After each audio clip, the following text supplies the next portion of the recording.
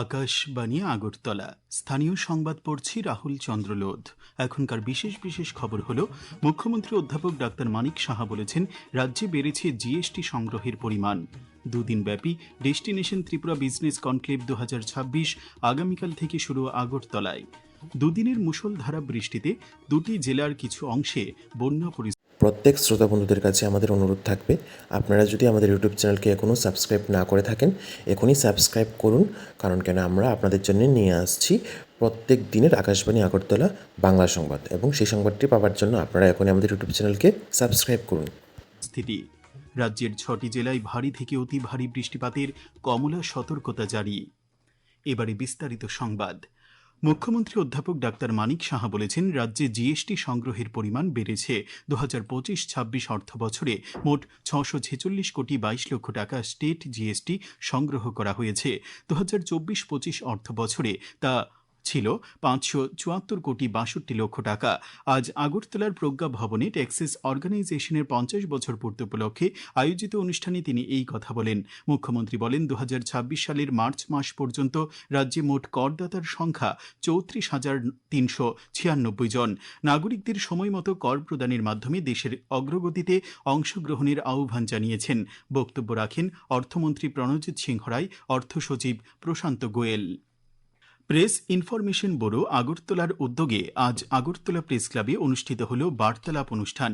এই অনুষ্ঠানে উপস্থিত ছিলেন রাজ্যসভার সাংসদ রাজীব ভট্টাচার্য, আগরতলা প্রেস ক্লাবের সভাপতি প্রণব সরকার, অবসরপ্রাপ্ত অধ্যক্ষ রতন দেব, সহকারী অধ্যাপক পরেশ চন্দ্র দেবনাথ, অবসরপ্রাপ্ত আধিকারিক দেবাশিস লোধ। সাংসদ রাজীব ভট্টাচার্য বলেন, প্রধানমন্ত্রী নরেন্দ্র মোদীর নেতৃত্বে গত 12 বছরে শ্রমিক কল্যাণ, কৃষকদের আর্থিক উন্নয়ন সহ দেশের সার্বিক অগ্রগতি হয়েছে। মোদী সরকারের 12 বছরের ডিজিটাল লেনদেনের সাফল্য তুলে ধরে তিনি বলেন, ইউপিআই এখন দেশের গণ্ডি ছাড়িয়ে বিশ্বের বহু দেশে চালু হয়েছে এবং আরও অনেক দেশ এই ব্যবস্থা গ্রহণে আগ্রহ দেখিয়েছে।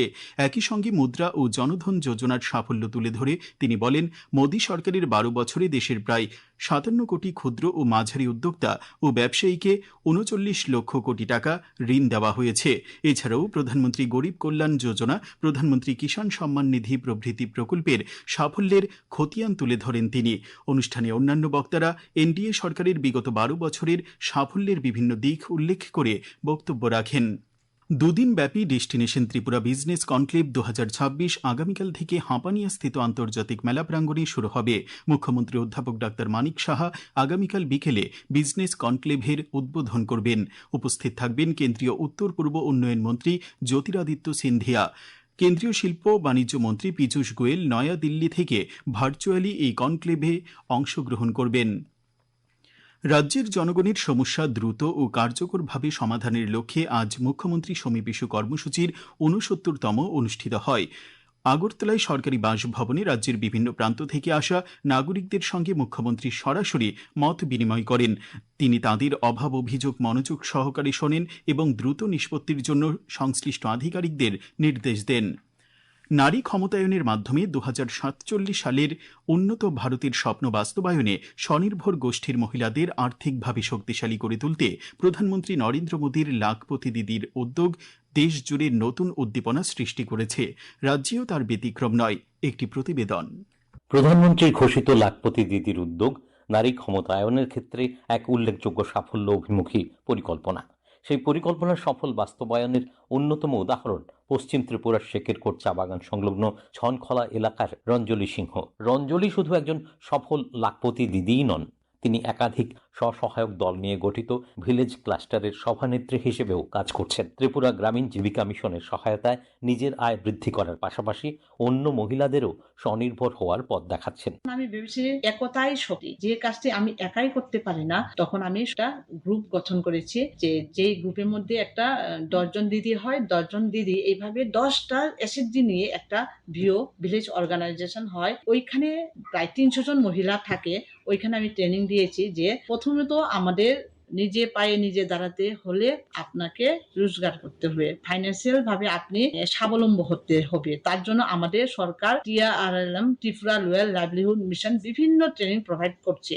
এইভাবে ট্রেনিং করার পরে আমি পরবর্তী যে পদক্ষেপটা নিয়েছি যে সকলের সাথে মিলিতভাবে আমি স্বরোজগার পথে এসেছি এবং আজকে আমার এই স্বরোজগারের জন্য আমি আমার ত্রিপুরা রুরাল লাইভলিহুড মিশনকে অসংখ্য ধন্যবাদ জানাই এবং আমার এসএসজি দিদিদেরকেও আমি অসংখ্য ধন্যবাদ জানাই। সম্প্রতি ত্রিপুরা সফরে এসে কেন্দ্রীয় নারী ও শিশু উন্নয়ন মন্ত্রী অন্নপূর্ণা দেবী জানান, বর্তমানে দেশে প্রায় ৩ কোটি লাখপতি দিদি রয়েছেন। এর মধ্যে শুধু ত্রিপুরাতেই ১,৩০,০০০ নারী লাখপতি দিদি হয়েছেন এবং প্রায় ৫,৪০,০০০ মহিলা স্বনির্ভর গোষ্ঠীর সঙ্গে যুক্ত। ত্রিপুরা গ্রামীণ জীবিকা মিশনের উদ্যোগে এমন আরও বহু নারী আজ আত্মনির্ভরতার পথে এগিয়ে চলেছেন। লাখপতি দিদি উদ্যোগ শুধু পরিবারের আর্থিক উন্নয়নই নয়, গ্রামীণ নারী ক্ষমতায়নেরও এক উজ্জ্বল দৃষ্টান্ত হয়ে উঠেছে। সংবাদ কক্ষ থেকে সুমন ভট্টাচার্য, আকাশবাণী, আগরতলা। এই খবর আপনারা শুনছেন আকাশবাণীর আগরতলা কেন্দ্র থেকে। আকাশবাণীর সংবাদের আপডেট পেতে লগ ইন করুন www.newsonair.com এবং নিউজ অন এআইআর অ্যাপ এবং টুইটার ও ফেসবুক প্ল্যাটফর্মে এআইআর নিউজ এলার্টসে। ইউটিউবে লক্ষ্য করুন নিউজ অন এআইআর অফিসিয়ালে।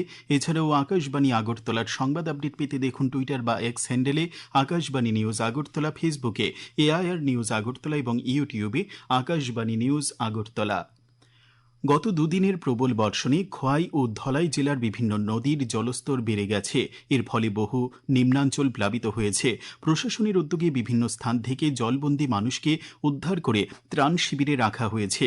আজ সন্ধ্যায় সর্বশেষ প্রাপ্ত সংবাদে জানা গেছে, তেলিয়ামুড়া মহকুমায় ৭টি ত্রাণ শিবিরে ১২০টি পরিবার আশ্রয় নিয়েছে। ধলাই জেলায় ৩টি ত্রাণ শিবিরে ৩৬টি পরিবার আশ্রয় নিয়েছে।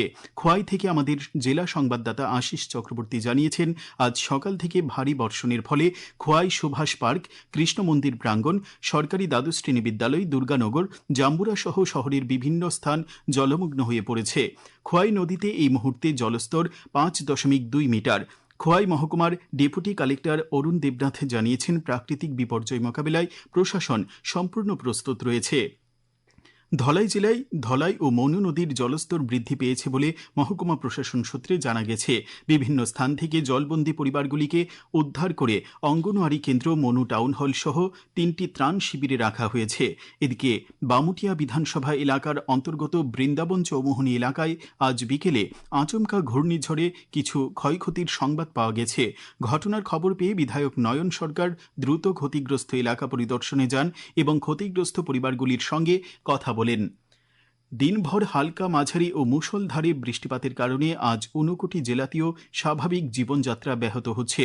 অবিরাম বর্ষণে দেও এবং মনু নদী ও তার শাখা লক্ষ্মীছড়ায় জলস্তর কিছুটা বাড়লেও বিপদসীমার নিচে রয়েছে। ভারী বৃষ্টির কারণে গ্রীষ্মকালীন শাকসবজির ক্ষতির সম্ভাবনা রয়েছে বলে জানিয়েছেন উদ্যান দপ্তরের উপ অধিকর্তা পরাগ রায়চৌধুরী। গোমতী জেলায় বিস্তীর্ণ এলাকায় আজ সারাদিন ঝড়ো হাওয়া সহ ভারী বৃষ্টিপাতের ফলে জনজীবন বিপর্যস্ত হয়ে পড়েছে। বহু এলাকা জলমগ্ন হয়ে আছে। গোমতী জেলা শাসক রিঙ্কু লাথের জানিয়েছেন, গোমতী নদীর জলস্তর বাড়ছে। এই মুহূর্তে গোমতীর জলস্তর প্রায় 19.5 মিটার। দুর্যোগ মোকাবিলায় জেলা প্রশাসন সব ধরনের প্রস্তুতি নিয়ে রেখেছে।